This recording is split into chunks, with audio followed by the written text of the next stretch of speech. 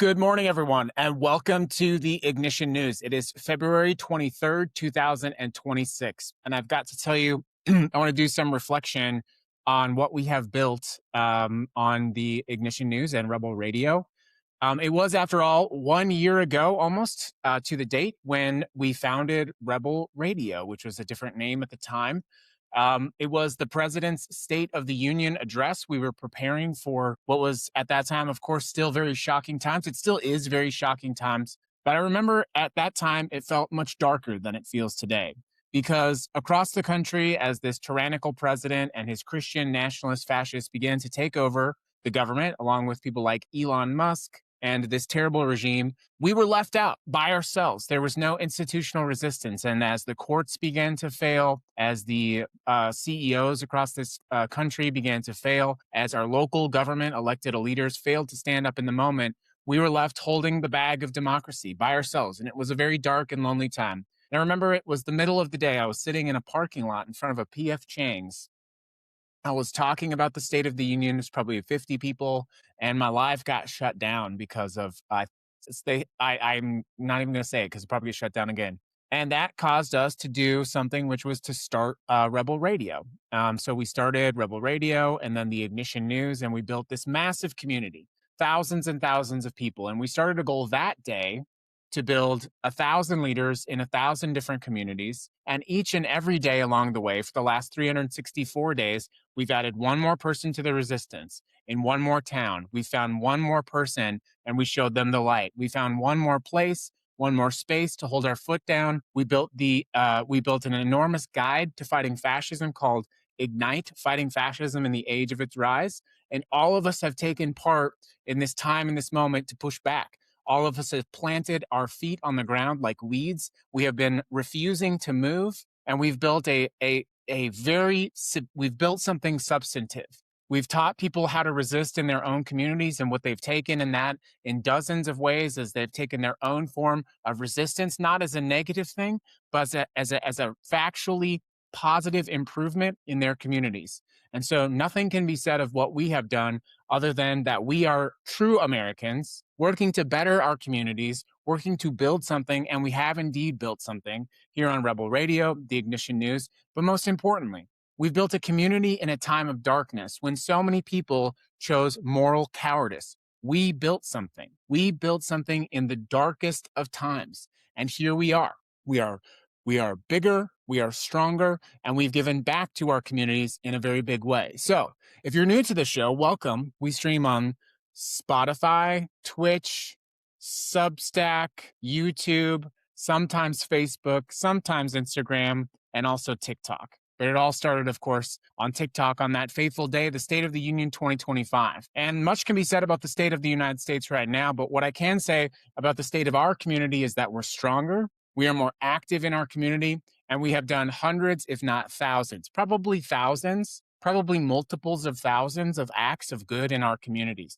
We've taken this time and this place to hold our feet down and to make the world a better place when so many weak men are doing so much in the opposite direction. So before we officially hit the 1-year anniversary of Rebel Radio, I just wanted to recognize that fact.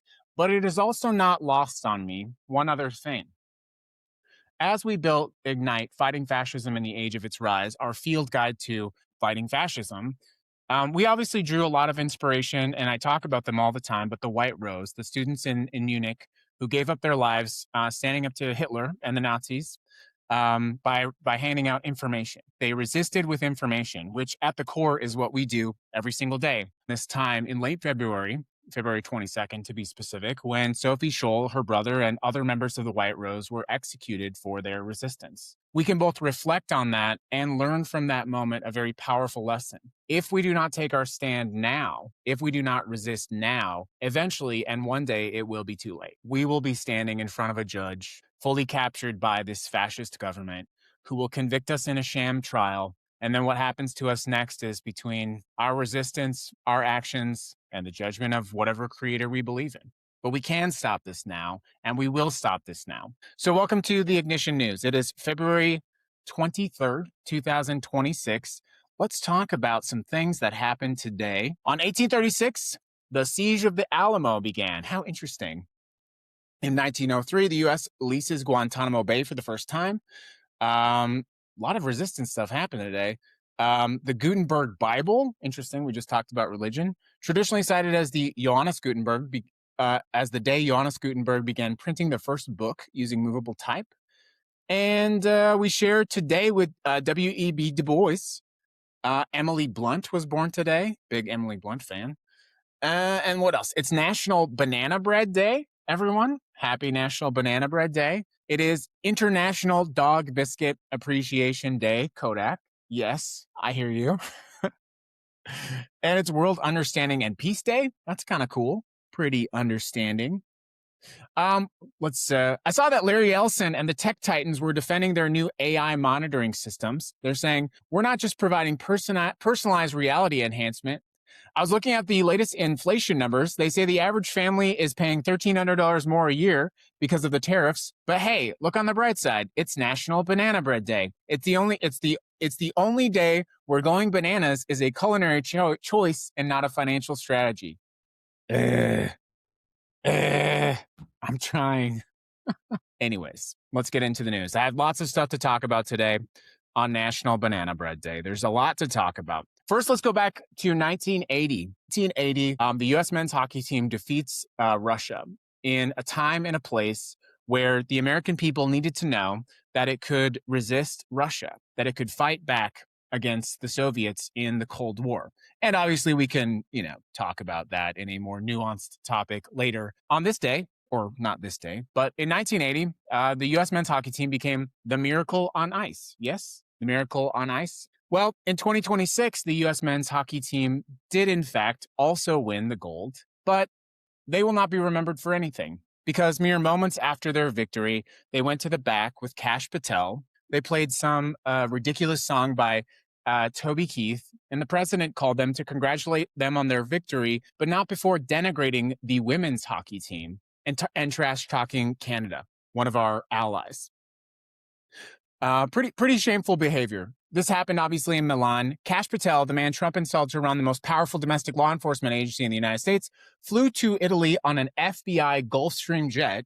That cost you an estimated $75,000. He attended the men's semifinal. He attended the gold medal game. And then when Team USA beat Team Canada, a genuinely thrilling moment for the country, by the way, the first time in 46 years, Kash Patel was right there chugging a beer in the locker room. His video went viral of him chugging a beer and spraying it around across the room while a player drapes a gold medal around his neck. Now, obviously on one level, this is just embarrassing. On another level, it's really infuriating because while Kash Patel was partying back in Italy, back home, the FBI was dealing with a fatal shooting of an armed intruder at Mar-a-Lago. American citizens in Mexico were stranded at the during this massive violence that's happening in Puerto Vallarta, and Savannah Guthrie's mother is still missing. The boss of the FBI is getting drunk in a hockey room, denigrating women while all of these things are happening. 8 former FBI and Justice Department officials reached out to reporters to describe the locker room footage as it was rocking around the world as disgusting. One former Garland spokesperson put it plainly. There was a threat at the president's residence. Americans in Mexico are facing major cartel threats. Nancy Guthrie is still missing, and the FBI director thinks he's a frat. But here's what makes it more embarrassing. This is a pattern, right? It's a pattern from Kash Patel, who ditched his typical FBI vehicles to get custom Mercedes, who's flying around on a personal jet, who has the FBI literally driving his girlfriend around. Meanwhile, we know nothing more about the Epstein files. There's no apparent major investigation or accountability. The director of the FBI is supposed to serve a 10-year term. He's supposed to be professional. This is a serious error in judgment. And it's what, Kodak. Wild show, everyone. And this is what it looks like when there's no accountability. The next story, welcome to the Ignition News, is actually pretty wild. A key witness to a Texas ICE shooting of Ruben Ray has died in a car accident. This story is wild. Now, this should be on the front page of every newspaper in the country, and it might be, but I want to make sure you understand the full weight of what happened because the timeline matters. Good luck, TikTok. Good luck staying on this one. On March 15, 2025, almost a year ago, a 23-year-old man named Ruben Ray Martinez was shot and killed by federal immigration agents in South Padre Island, Texas. He was just days past his birthday. He had driven down from San Antonio with his best friend to celebrate at the beach. He worked at an Amazon warehouse. He liked video games. His mother said he had never had a single run enforcement with the law. It was the first time getting to go out of town, she said. He was a nice guy, a humble guy. He wasn't a violent person at all. DHS agents from HSI were helping local police direct traffic at the scene of a crash when Rubin drove through. Now, the government said he intentionally ran over a federal agent and the agent fired. We've seen this story before, by the way, haven't we? Federal agents saying that the vehicles were used as weapons. Where have we heard this story before? Where have we heard this story before? By the way, DHS did not issue a press release about this murder, about killing this person. They did not notify the public that they murdered this person. So you probably haven't heard this story, yes? So for 11 months, they said nothing. And we only found out about it from a FOIA, a Freedom of Information Act request. We did not know that ICE killed another American citizen. Here's where the story gets darker. Rubin's best friend was in the passenger seat that night. His name was Joshua Orta. He was 25 years old, and Joshua saw everything. What he said and saw directly contradicts DHS's report. In a written statement obtained by the New York Times, Orta said that Rubin was driving cautiously in traffic in his proper lane and did not strike anyone. He said federal agents fired multiple shots from just a few feet away without issuing any warnings. This sounds familiar. He said quote, officers delayed medical aid for at least 10 minutes after shooting Rubin. Okay, we've heard this one before as well, haven't we? Pulling him from the car unconscious, putting him face down on the pavement, then handcuffing him. They handcuffed a dying man without CPR, without treating him, and he died for 10 minutes. We've seen this before, have we not? Joshua Orta had been preparing to formally sign that statement and testify against DHS. And this weekend, Joshua Orton died in a highway car crash near San Antonio. Of course, I have to be very precise. At this time, we do not know what happened with Joshua Orta, and the official report is that this is a, quote, unrelated accident. At this time, there is no, quote, evidence of foul play. His family is obviously devastated. How much trauma can a family endure? The only eyewitness in this government attack, which mirrors what happened to Alex Preddy, which mirrors what happened to Renee Good, the only eyewitness to what happened is dead now. The pattern is clear. People in their vehicles or on the street shot by DHS. Rubin Ray Martinez was going to the beach for his birthday. He's an American citizen. The only person that could tell his story now is dead. But this is not the only cover-up. Oh, I said it, didn't I? I said cover-up. I used the word cover-up. Let's move on to story number 3. Good afternoon, everyone. Let me take this time to just do a quick commercial break. Yay, commercials, shopping, food, items, TikTok shop, go, yay. We love buying things from TikTok. Yay. Let's purchase items from the TikTok shop store. Let's do it. Yay. Yay. Welcome to the Ignition News, everyone. If that story is not disturbing enough for you, I want to tell you about another instance about sealing the truth. So you all remember Judge Aileen Cannon? Yes. On the same morning that we're getting ready to watch the president deliver a State of the Union address, a federal judge handed down what should be understood as the same situation, hiding and sealing information. U.S. District Court Judge Aileen Cannon, clown, absolute clown, of course, appointed by Donald Trump, who oversaw his documents case in Florida, has permanently sealed the records related to that case. And the permanent sealing came directly from the president. So let's back up quickly. Jack Smith was appointed as special counsel to investigate the documents case and Trump's overturning of the election. Both of those cases were dropped, obviously, when he became president. He ran for president to avoid going to jail, in case no one wants to talk about this, right? He ran for president to avoid going to jail. He puts Kash Patel and Pam Bondi in the Department of Justice. The cases go away. So then you have all this evidence from the documents case in Florida, oversaw by Judge Cannon, Aileen Cannon. Absolute sham situation happening down there. And now she has sealed it. We know that the president had boxes of classified documents in his bathroom. And now the records from that case have been sealed at the direct request of the president. Here's what's been sealed. They're literally trying to make this disappear.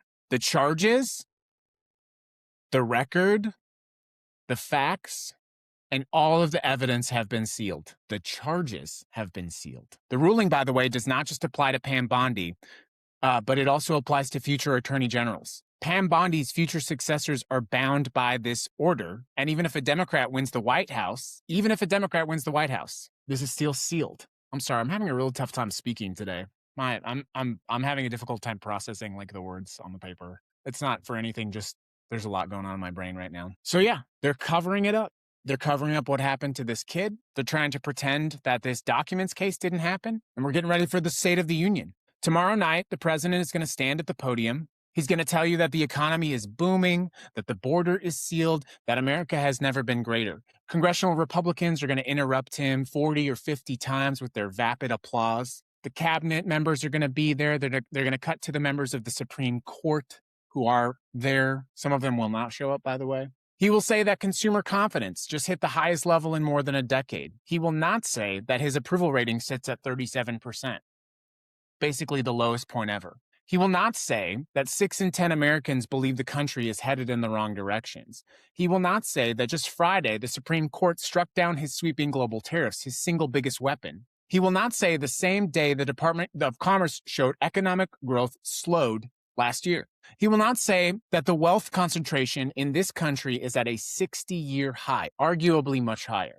He will not mention that the budget that he and congressional Republicans passed gutted Medicaid and food stamps and gave massive tax cuts to corporations. He will not say that Americans are still paying significantly more for groceries and housing than they were a few years ago, and indeed more than when he was elected. He will not mention that prices have not come down, and he might mention the price of eggs. In fact, I almost guarantee you he's going to reference the price of eggs. And yes, it's true. You may be saving $200 on the price of eggs, but you are paying $1,300 more because of tariffs. He is not going to mention Renee Good. He is not going to mention Ruben Ray Martinez. He is not going to mention Joshua Orta. Of course, he is going to mention President Biden, probably President Obama, probably more than once. He will claim that everything he inherited is bad and now everything is good. He will threaten Iran. The State of the Union is supposed to be where we talk about the health of this country. This is a man engaged in an active war with democratic governance, being cheered on by a party of sycophants that has literally chosen submission. Grown adult men submitting to another grown adult man. They are submissive to him. They are submissive little men. And of course, we hear that Hakeem, now I'm in rant mode. Here we go. I've entered rant mode. And we have Hakeem Jeffries reportedly telling Democrats, don't do any of that Al Green shit. He apparently said literally that. Don't do that Al Green shit. Of course, we remember Al Green, the only Democrat to stand up to Trump in the last State of the Union. The Democrats should not even attend the State of the Union at all. It's not acceptable because the State of the Union, after all, is broken. It's fractured. This is not a president of the Union of the United States of America. This is not a president presiding over a unified country in any fundamental way. This is not a president that represents all Americans. This is a president that represents literally 37% of America, and he doesn't even care about them. That 37% of his loyal base, he is disgusted by them, and they don't even see it, although it is clear for everyone else to see. He is repulsed by those people. He is mortified. He finds them to be disgusting, but he knows that no matter what he does and what he says, that they will believe him, and in some instances, they will violently defend him. January 6th. Do you remember that? I talked about what happened at Mar-a-Lago. That person was purportedly a supporter of the president. Butler, Pennsylvania. That person was reportedly a supporter of the president. Minnesota. What happened in Minnesota with the 2 lawmakers? And of course, my lawyer would remind you, on the Ignition News, we don't support or condone violence. I really got to make sure you say that, Dan. But the fact is, nobody wants violence in this country. This is not what any of us want, but we are being confronted with violence from armed men, masked armed men on the street, the president's private police force. We are confronted with the systemic violence of poverty, and it is getting worse and worse and worse and worse every day. We are confronted with the systemic violence of a police state, not just ICE, but a police state, which serves only the interests of the wealthy. There was a man who tried to attack a power station by the Hoover Dam. If he had been successful, power would have been interrupted for millions of people for weeks, if not months. That man had been missing from his home for days. He ran away from home, and his family filed a police report because he was missing. And he drove from New York or New Jersey, I forget, I'm sorry, all the way to Nevada. And his car was scanned hundreds of times by flock surveillance cameras. Hundreds of times. His license plate, his car, it was tagged. If any police officer had wanted to find him at any time, they could have gone to these flock cameras that they use to invade your security and safety, and they could have found him and they could have stopped him or gotten him the mental health help that he clearly needed. He's dead now. It's all an illusion, just like this president's State of the Union, just like the lies that he will tell us tomorrow. It's all an illusion. You are less safe, less financially stable. You are ripped further apart from the core of democracy and your neighbors. And we are closer to a war with Iran, which has no purpose to serve the United States of America, but seems quite well to benefit and serve Benjamin Netanyahu and the state of Israel. It is no coincidence that Benjamin Netanyahu was just in Washington, D.C., and now we're planning to go to war with Iran, purportedly. The same Benjamin Netanyahu and government of Israel that intercepted and interfered with planned peace talks with Iran from none other than Jared fucking Kushner. Jared Kushner, the president's son-in-law, working with Iran to negotiate peace. Benjamin Netanyahu comes to Washington, D.C., and then we bomb Iran. Benjamin Netanyahu has once again come to D.C., flying away from something like 40 countries because he has an international arrest warrant, because he is factually a war criminal. Lands in Washington, D.C., and lo and behold, we're about to get in another fucking war. Go and look at your streets. Go look at the condition of your roads. Tell me about the potholes. I was driving in Las Vegas down towards the Strip, and the roads are so decayed that it's like I was fucking off-roading in my little car, just on a street, a major street in the city of Las Vegas, in Chinatown. Obviously, the government doesn't care about those roads, one of the most economically important parts of our entire community. It was literally like off-roading. There was a crack in the street and there was water coming up from the street. Our education system is failing us. You don't have good health care. Full fucking stop. Yet, in Israel, the infrastructure is excellent. The roads are good. They have health care. They have education. They are safer in their streets than you are. And we're spending all of this money to fund a genocide. And now purportedly to go to war with Iran. Iran, by the way, who is so weakened by a massive water drought that they're having to move their capital city out of Tehran because they have no water. The threat is not Iran. The threat is our government, which is being capitulated and controlled and is captured. Not one Democrat is going to speak out against the president tomorrow. Why? Because the same people that fund the Democratic Party funded this president in his run for president. The same AIPAC, which funds almost every congressional Republican, also funded to elect Donald Trump. And not one of them will speak out against this war with Iran. Why? Why? Whose country is this? Whose country is this? I thought I lived in the United States of America. The State of the Union tomorrow is supposed to be the State of the Union of the United States of America, 1776. The president is required to go report on the State of the Union to Congress. It is a constitutional responsibility. But our government is not serving our interests. Our Congress people are not interested in our health, safety, and well-being. We purport to have a constitution that protects our freedom of assembly and our freedom of speech. But if you dare to speak out against a foreign lobbying institution, you will be suppressed and silenced. And if you are a college student, you might get kicked out of college. And yes, that's one little piece of the puzzle. To be very clear, we have many problems in the country, and AIPAC is only one of those things. The influence that it has on our politicians, just to be very clear. Everything that man is going to tell you tomorrow is going to be a lie, but there is a way out of this lie. On the 1-year anniversary of the start of Rebel Radio, we have built a huge community. There's like 35,000 people. We've gone into our communities and we have grappled to own them with our bare hands. We have gone out and we have fed people. We have gone out and we have made people more secure. We've stood up to our government. We've pushed back. We've fought back. We are getting people elected. We are not purchased. We are not owned, but we are also not afraid. We've built something here, one brick at a time, one fact at a time, and one person at a time. One leader in one community, 1,000 leaders in 1,000 different communities. I told you then, and if I'm being super honest with you, I never doubted that we would make it happen. And here we are. It's February 23rd, 2026. I hope you feel less afraid than you did last time. State of the Union. A lot of people were scared. I remember very clearly. I'm man enough to admit that people in my own community were scared at that time and that they were more scared then because there were not enough of us standing up yet. You have to fucking admit that. And more of us are standing up every single day. We are building community. We are literally building streets, and we will take back our power. This is not just about a 30-minute show. This is about 30 years of progress, 30 years of victory, many more if possible. It's probably that. I mean, that's probably what I got left in me. I'm being really honest with you. I'm in my 40s. I probably got 30 years left. Let's be honest. But it's not about me in those 30 years. It's about what comes after. And you know that. That's why you're here. What a great show, everyone. I want to say thank you. Thank you for helping us to build what we have built. Thank you for having the courage not to back down. Thank you for having the courage to come back another day. What a great show, everybody. It's February 23rd. We'll see you back on the next show. Whoosh.